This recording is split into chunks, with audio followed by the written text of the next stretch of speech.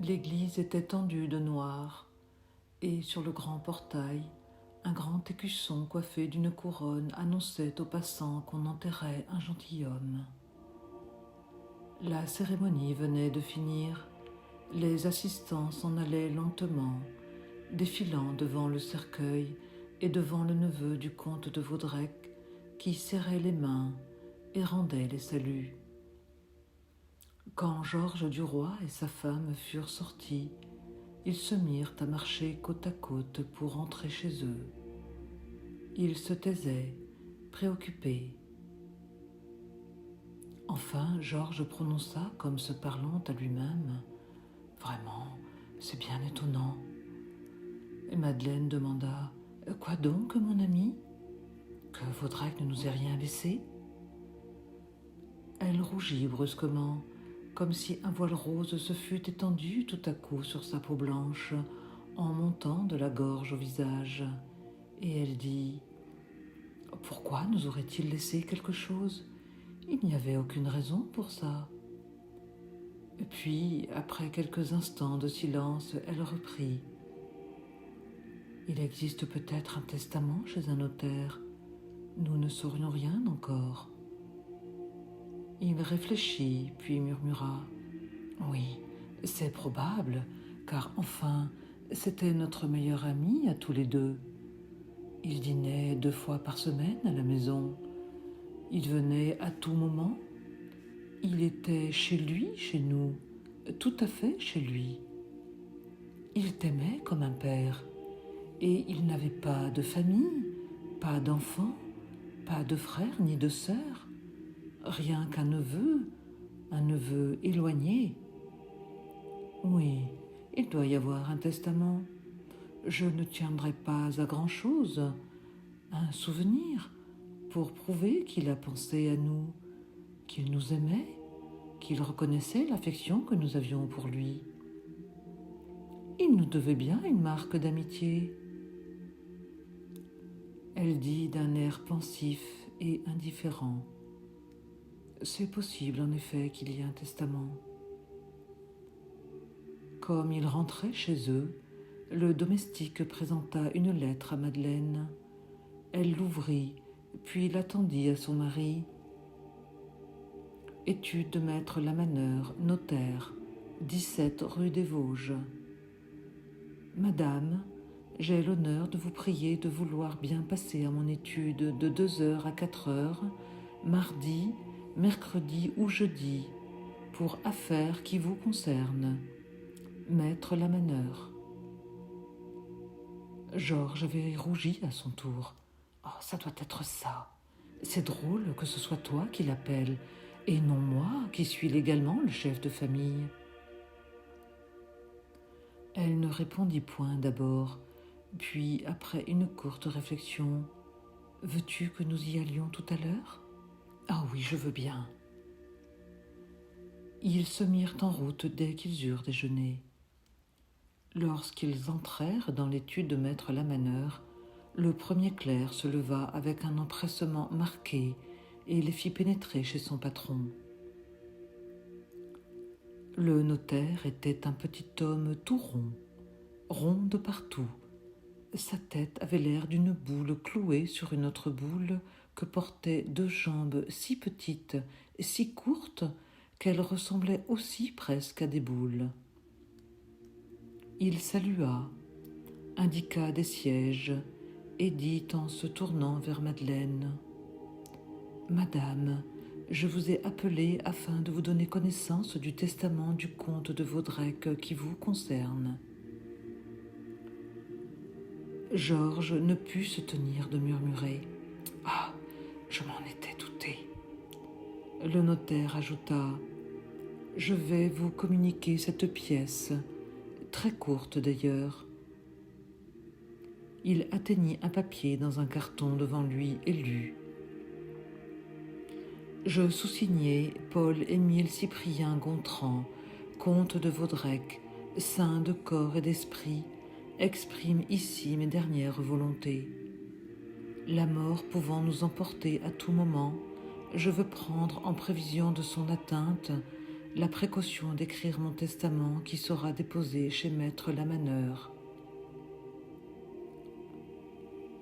N'ayant pas d'héritier direct, je lègue toute ma fortune, composée de valeurs de bourse pour 600 000 francs et de biens-fonds pour 500 000 francs environ, à Madame Claire Madeleine du Roy, sans aucune charge ou condition.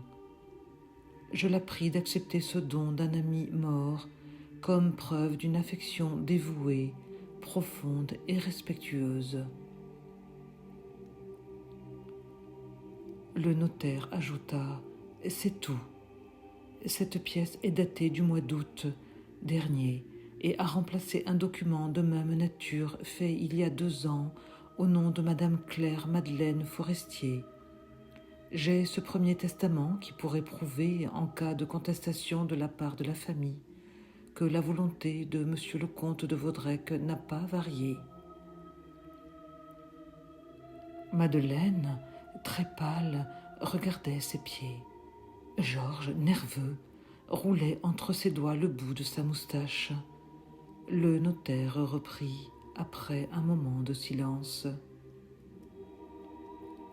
Il est bien entendu, monsieur, que madame ne peut accepter ce legs sans votre consentement. »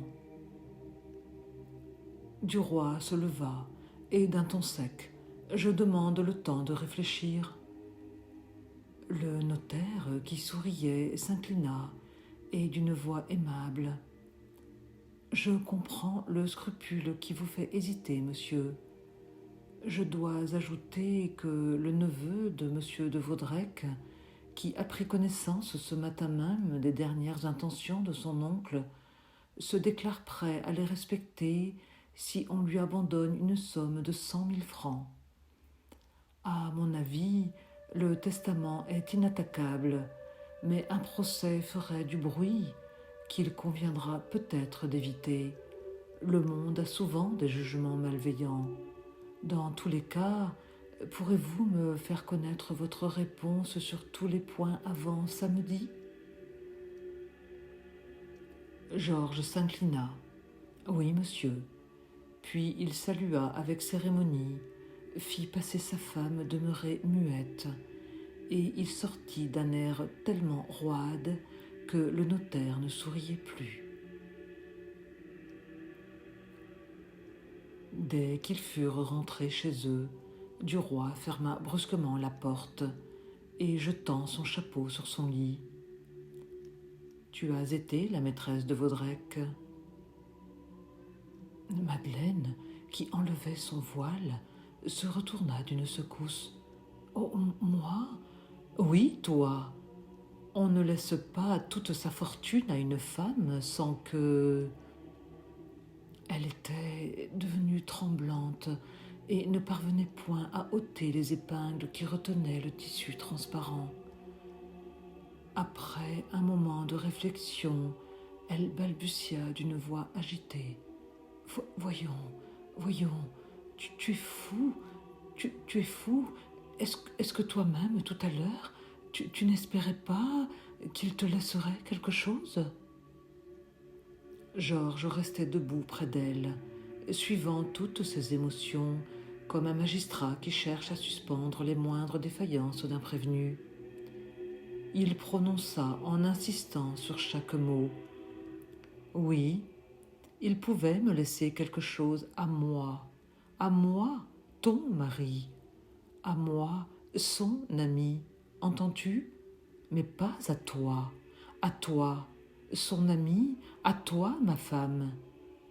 La distinction est capitale, essentielle au point de vue des convenances et de l'opinion publique. »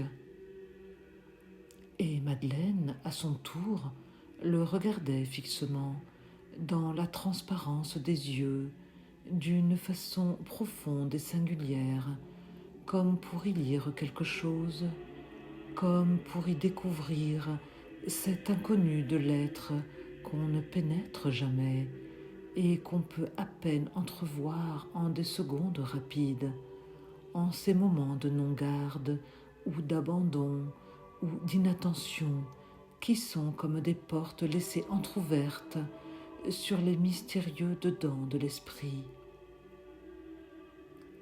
Et elle articula lentement.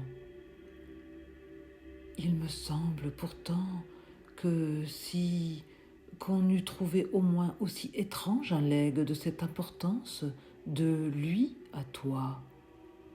Il demanda brusquement « Pourquoi ça ?» Elle dit « Parce que… » Elle hésita puis reprit « Parce que tu es mon mari et que tu ne le connais en somme que depuis peu, parce que je suis son amie depuis très longtemps, moi, parce que son premier testament fait du vivant de Forestier était déjà en ma faveur. » Georges se mit à marcher à grands pas et déclara « Tu ne peux accepter ça. » Elle répondit avec indifférence « Parfaitement. Alors, ce n'est pas la peine d'attendre samedi. Nous pouvons faire prévenir tout de suite maître Lamaneur. »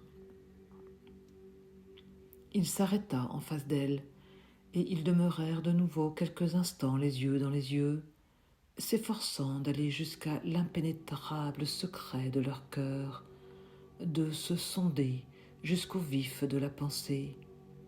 Ils tâchaient de se voir à nu la conscience en une interrogation ardente et muette, lutte intime de deux êtres qui, vivant côte à côte, s'ignorent toujours, se soupçonnent, se flairent, se guettent, mais ne connaissent pas jusqu'au fond vaseux de l'âme. Et brusquement, il murmura dans le visage à voix basse « Allons, avoue que tu étais la maîtresse de Vaudrec. » Elle haussa les épaules. « Tu es stupide. Vaudrec avait beaucoup d'affection pour moi. Beaucoup. Mais rien de plus. Jamais. » Il frappa du pied. « Tu mens. Ce n'est pas possible. » Elle répondit tranquillement. « C'est comme ça pourtant. » Il se remit à marcher, puis s'arrêtant encore. « Explique-moi alors pourquoi il te laisse toute sa fortune à toi. » Elle le fit avec un air nonchalant et désintéressé. « C'est tout simple. Comme tu le disais tantôt, il n'avait que nous d'amis, ou plutôt que moi, car il m'a connue enfant. Ma mère était dame de compagnie chez des parents à lui. Il venait sans cesse ici, et comme il n'avait pas d'héritier naturel, il a pensé à moi. Qu'il y eût un peu d'amour pour moi, c'est possible, mais quelle est la femme qui n'a jamais été aimée ainsi? Que cette tendresse cachée, secrète, ait mis mon nom sous sa plume quand il a pensé à prendre des dispositions dernières. Pourquoi pas? Il m'apportait des fleurs chaque lundi. Tu ne t'en étonnais nullement? Et il ne t'en donnait point à toi, n'est-ce pas? Aujourd'hui, il me donne sa fortune, par la même raison et parce qu'il n'a personne à qui l'offrir. Il serait au contraire extrêmement surprenant qu'il t'en l'eût laissé. Non? Alors, pourquoi? Que lui es-tu? Elle parlait avec tant de naturel et de tranquillité que Georges hésitait. Il reprit « C'est égal, nous ne pouvons accepter cet héritage dans ces conditions. Ce serait d'un effet déplorable. Tout le monde croirait la chose, tout le monde en jaserait et rirait de moi. Les confrères sont déjà trop disposés à me jalouser et à m'attaquer. Je dois avoir plus que personne le souci de mon honneur et le soin de ma réputation. Il m'est impossible d'admettre et de permettre que ma femme accepte un legs de cette nature d'un homme que la rumeur publique lui a déjà prêté pour amant. Forestier aurait peut-être toléré cela, mais moi, non. » Elle murmura avec douceur. « Eh bien, mon ami, n'acceptons pas? Ce sera 1 million de moins dans notre poche, voilà tout. » Il marchait toujours, et il se mit à penser tout haut, parlant pour sa femme sans s'adresser à elle. « Eh bien oui, 1 million, tant pis. » Il n'a pas compris en testant quelle faute de tact, quel oubli des convenances il commettait. Il n'a pas vu dans quelle position fausse, ridicule il allait me mettre. Tout est affaire de nuances dans la vie. Il fallait qu'il m'en laissât la moitié. Ça arrangerait tout. Il s'assit, croisa ses jambes et se mit à rouler le bout de ses moustaches, comme il faisait aux heures d'ennui, d'inquiétude et de réflexion difficile. Madeleine prit une tapisserie à laquelle elle travaillait de temps en temps, et elle dit en choisissant ses laines: « Moi, je n'ai qu'à me taire, c'est à toi de réfléchir. »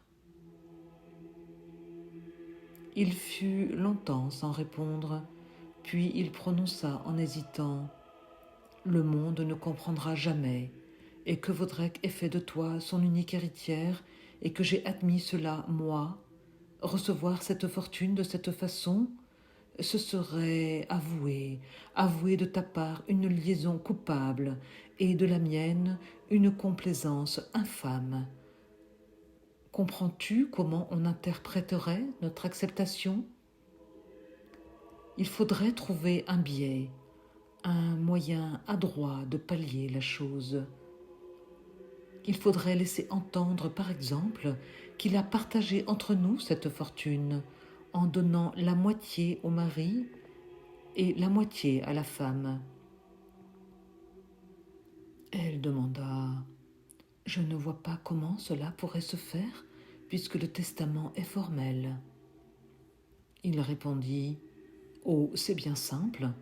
Tu pourrais me laisser la moitié de l'héritage, par donation entre vifs. Nous n'avons pas d'enfants, c'est donc possible. De cette façon, on fermerait la bouche à la malignité publique.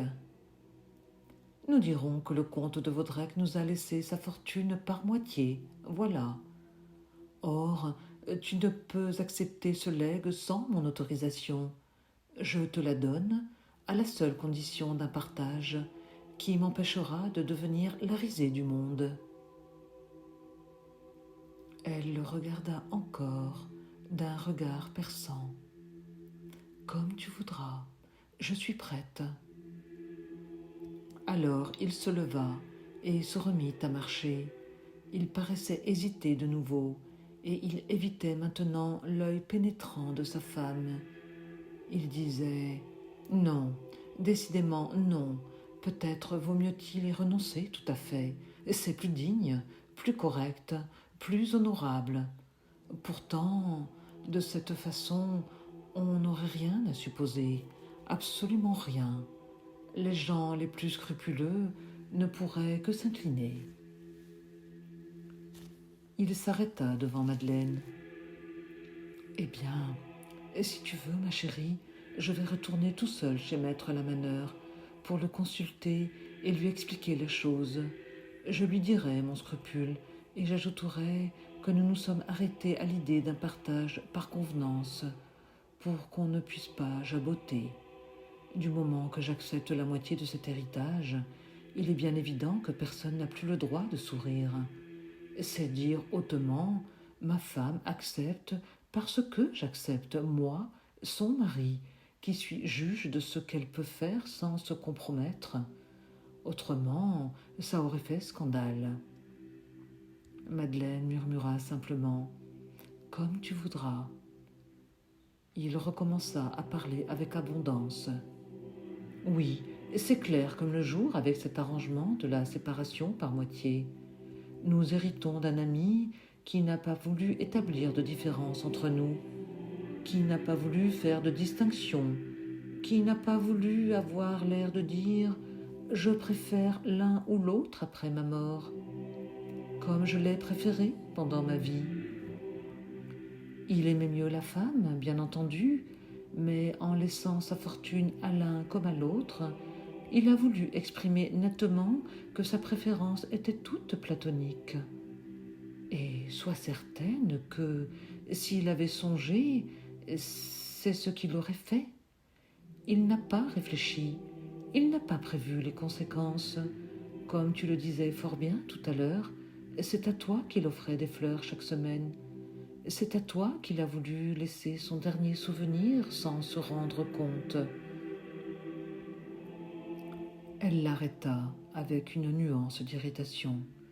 C'est entendu, j'ai compris. Tu n'as pas besoin de tant d'explications. Va tout de suite chez le notaire. Il balbutia, rougissant. Tu as raison, j'y vais. Il prit son chapeau, puis au moment de sortir, je vais tâcher d'arranger la difficulté du neveu pour 50 000 francs, n'est-ce pas? Elle répondit avec hauteur.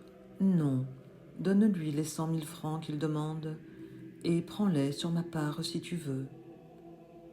Il murmura honteux soudain. Oh, mais non, nous partagerons. En laissant 50 000 francs chacun, il nous reste encore 1 million net. Puis il ajouta. À tout à l'heure, ma petite Made. Et il alla expliquer au notaire la combinaison qu'il prétendit imaginer par sa femme. Ils signèrent le lendemain une donation entre vifs de 500 000 francs que Madeleine Duroy abandonnait à son mari. Puis, en sortant de l'étude, comme il faisait beau, Georges proposa de descendre à pied jusqu'au boulevard. Il se montrait gentil, plein de soins, d'égards et de tendresse. Il riait, heureux de tout, tandis qu'elle demeurait songeuse et un peu sévère. C'était un jour d'automne assez froid. La foule semblait pressée et marchait à pas rapides. Duroy conduisit sa femme devant la boutique où il avait regardé si souvent le chronomètre désiré. « Veux-tu que je t'offre un bijou » dit-il. Elle murmura avec indifférence. « Oh, comme il te plaira !» Ils entrèrent. Il demanda. « Que préfères-tu? Un collier, un bracelet ou des boucles d'oreilles ?» La vue des bibelots d'or et des pierres fines emportait sa froideur voulue, et elle parcourait d'un œil allumé et curieux les vitrines pleines de joyaux. Et soudain, émue par un désir, « Voilà un bien joli bracelet, dit-elle. » C'était une chaîne d'une forme bizarre, dont chaque anneau portait une pierre différente. Georges demanda « Combien ce bracelet ?»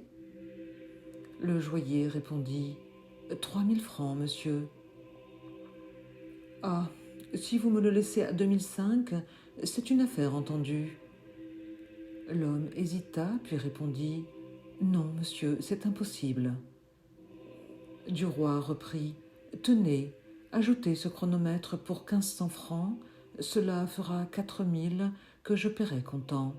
Est-ce dit? Si vous ne voulez pas, je vais ailleurs. » Le bijoutier, perplexe, finit par accepter.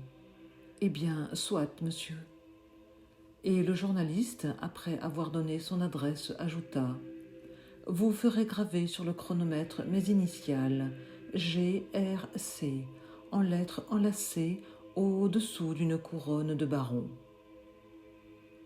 Madeleine, surprise, se mit à sourire, et quand ils sortirent, elle prit son bras avec une certaine tendresse. Elle le trouvait vraiment droit et fort. Maintenant qu'il avait des rentes, il lui fallait un titre. C'était juste. Le marchand les saluait. « Vous pouvez compter sur moi. Ce sera prêt pour jeudi, monsieur le baron. » Ils passèrent devant le vaudeville. On y jouait une pièce nouvelle. « Si tu veux, dit-il, nous irons ce soir au théâtre. Tâchons d'avoir une loge. » Ils trouvèrent une loge et la reprirent. Il ajouta « Si nous dînions au cabaret ?»« Oh oui, je veux bien. » Il était heureux comme un souverain et cherchait ce qu'il pourrait bien faire encore. Le dîner fut gai et la soirée charmante. Georges et Madeleine rentrèrent tard. Le gaz était éteint. Pour éclairer les marches, le journaliste enflammait de temps en temps une allumette bougie. En arrivant sur le palier du premier étage, la flamme subite éclatant sous le frottement fit surgir dans la glace leurs deux figures illuminées au milieu des ténèbres de l'escalier. Ils avaient l'air de fantômes, apparus et prêts à s'évanouir dans la nuit. Duroy leva la main pour bien éclairer leurs images, et il dit avec un rire de triomphe « Voilà des millionnaires qui passent !»